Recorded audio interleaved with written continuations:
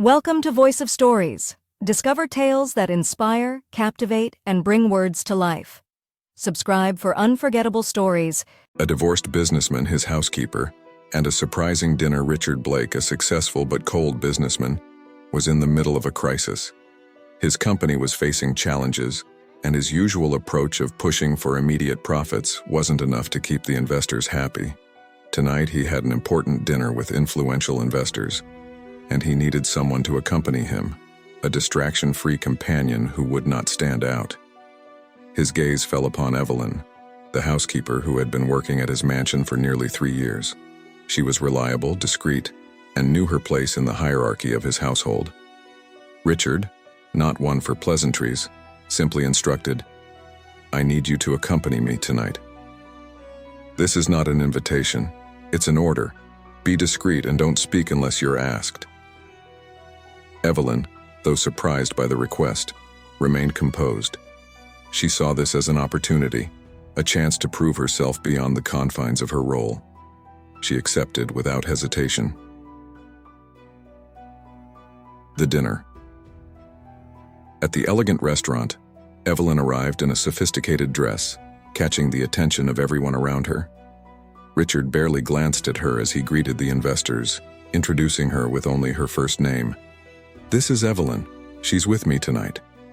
His tone was dismissive, almost as if she were a mere accessory. As the dinner progressed, Evelyn listened carefully as the conversation focused on the company's financials, expansion plans, and future projections. At one point, Mr. Lewis, one of the investors, turned to her with a raised brow. "So, Evelyn, how does it feel to be at a business dinner like this?" he asked, a hint of condescension in his voice. Most would have hesitated or given a simple response, but Evelyn wasn't like most people. She sat up straight and responded with calm assurance. "It's fascinating to see how the business world works from the inside. I think it's important to remember that behind every number, there's a human being, and understanding them is just as crucial as understanding the numbers themselves." The investors paused. Richard looked up sharply, his discomfort palpable. He had brought her here to be invisible, but now Evelyn had caught their attention. Even Mr. Lewis seemed intrigued. "Interesting perspective," Mr. Lewis said, his tone shifting from condescending to genuinely curious. Richard, visibly annoyed, tried to steer the conversation back to the financials, but Evelyn had already made her mark. She wasn't just another face in the room. When the conversation turned to social responsibility, Evelyn saw an opening. As Richard fumbled to give a vague response, she spoke up, her voice steady. "I believe that companies, especially successful ones, have a responsibility to contribute to their communities. Social initiatives are not just good for public relations. They can create real, lasting change." The room fell silent, but Evelyn remained calm. Her words were direct, and for the first time that evening, she was the one leading the conversation. Even Mr. Lewis smiled, clearly impressed. Richard, however, was growing increasingly uncomfortable. He had intended for the night to be about his business acumen, not about social responsibility or leadership, and certainly not about his housekeeper making waves. The confrontation. After the dinner, Richard couldn't contain his frustration. He called Evelyn into his office, his face red with anger. "What were you thinking, Evelyn? I asked you to be discreet, not to take over the conversation. You went too far tonight," he snapped. Evelyn, still composed, responded calmly, "I only answered the questions that were asked of me, Mr. Blake. I didn't do anything wrong." His eyes narrowed. "You're a housekeeper, Evelyn. You're not paid to have an opinion, especially not in a business setting." Her heart tightened, but she stood her ground. "If my presence was such a problem, why did you bring me?" Richard, his pride stung, dismissed her with a cold, "You're fired. Consider this your last day here." Evelyn nodded, her expression unchanged. She had expected it, and though it stung, she didn't regret a thing. She left his mansion, her head held high, knowing that her actions that evening had opened a door to something greater. A new opportunity. The following day, as she packed her things, Evelyn received a surprising phone call. It was Mr. Lewis, the investor who had been so impressed with her insight during the dinner. He offered her a position with his firm, something she had never imagined. Evelyn accepted, grateful for the chance to prove herself in a completely new environment. She soon found herself thriving in her new role, discovering talents she never knew she had.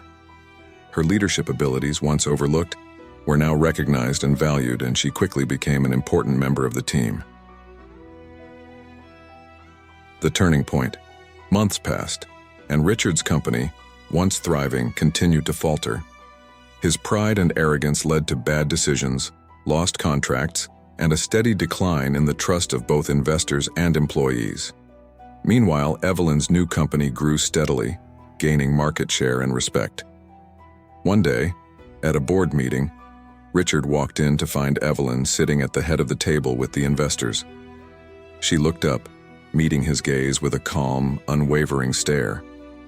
Richard felt a wave of humiliation wash over him, but he couldn't look away. The woman he had once dismissed had become his business rival, and now she held the power. After the meeting, Richard approached Evelyn, his voice tense. "So now you're one of them? You think this means you understand leadership?" Evelyn didn't flinch. "Yes, I understand leadership better than I ever did under you. You taught me exactly what not to do." Richard, his frustration growing, shot back. "You were lucky. You were nothing more than a housekeeper." Evelyn remained calm. "I didn't need luck, Richard. I earned my place. You, on the other hand, never learned how to lead. That's why you're here now, and I'm here." Richard didn't know how to respond. For the first time, he realized he was staring at the consequences of his own arrogance. A critical meeting. Things came to a head when a critical meeting was scheduled to discuss the future of Richard's company. The pressure was mounting, and Richard, desperate to prove himself, tried to seize control of the situation. Evelyn, however, had a different approach. During the meeting, she suggested that the company needed to move beyond its narrow focus on profits. "We need to reconnect with our customers and invest in long-term growth through social responsibility and employee engagement. That's how we build a sustainable future," she explained confidently. Her words resonated with the investors, who were visibly impressed by her vision. Richard, on the other hand, found himself sidelined.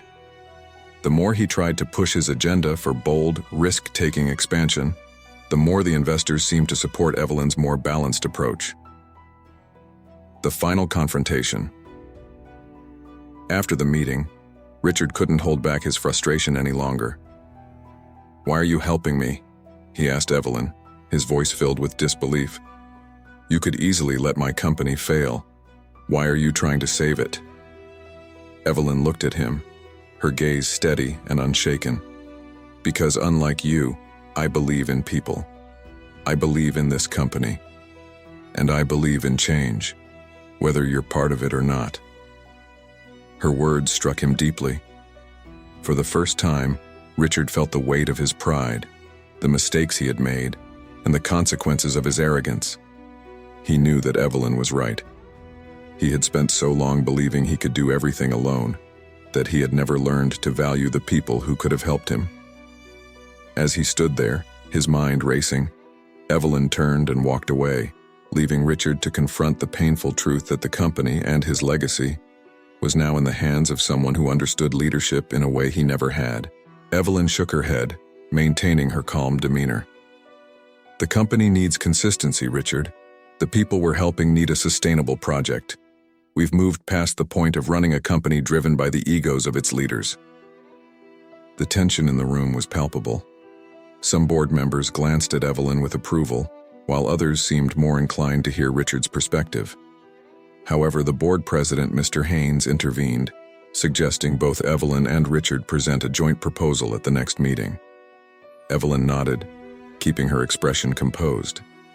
But Richard felt a deep sense of loss in that moment. He realized he no longer had control over the company he had founded, and the feeling of helplessness began to settle in. That night, Richard stayed at the office, reviewing financial reports, desperate to find a way to make his proposal more appealing. His mind buzzed with ideas, but none seemed viable without compromising the stability of the project. Then, just as he was about to give up, a message appeared on his phone from an old business contact. The message came from a businessman who was willing to invest a significant amount in the company in exchange for a small role in decision-making related to the social projects. For Richard, this seemed like a perfect solution. He would secure the investment he desperately needed, while proving to Evelyn that he could also make decisions that were in the company's best interest. Without consulting Evelyn or the board, he arranged a meeting with the investor the next day.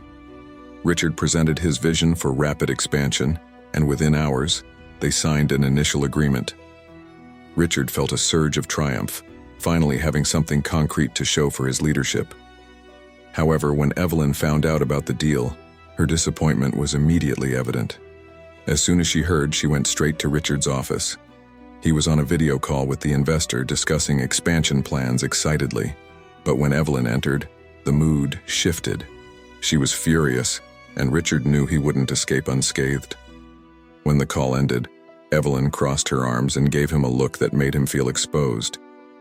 "You made a deal without the board's approval," she said, her voice steady but filled with disapproval.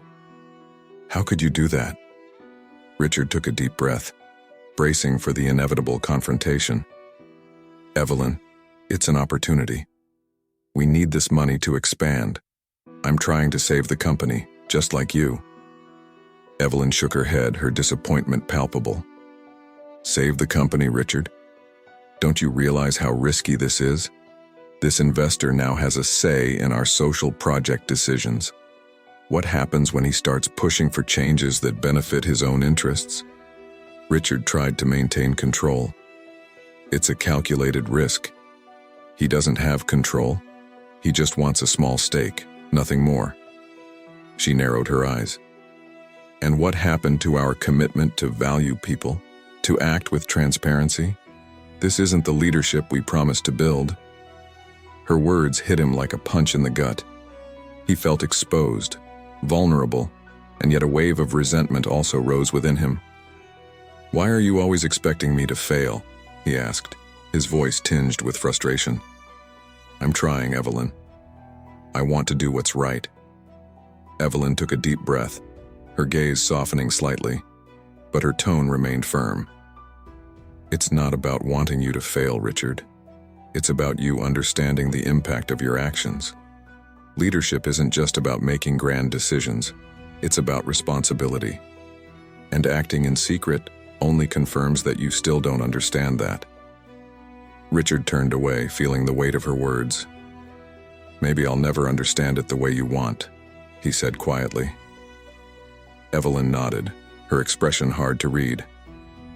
"Maybe, but until you do, you'll just keep breaking the same promises you made. Believe me, that's a responsibility that can become too heavy to bear." 2 weeks later, the board met to discuss the deal Richard had made without approval. The tension in the room was palpable as board members expressed their concerns. When the meeting started, Evelyn was the first to speak. "This contract represents a shift in the principles we established," she said. "We now have an external investor interfering with our social projects. I believe everyone here understands the risks this represents." Mr. Haynes turned to Richard. "Richard, explain your decision." Richard swallowed hard, struggling to keep his composure.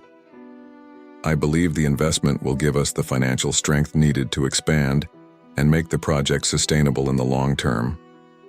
The board president interrupted him sharply. "This isn't just about finances. We're dealing with a social mission that cannot be compromised, and you acted impulsively, Richard.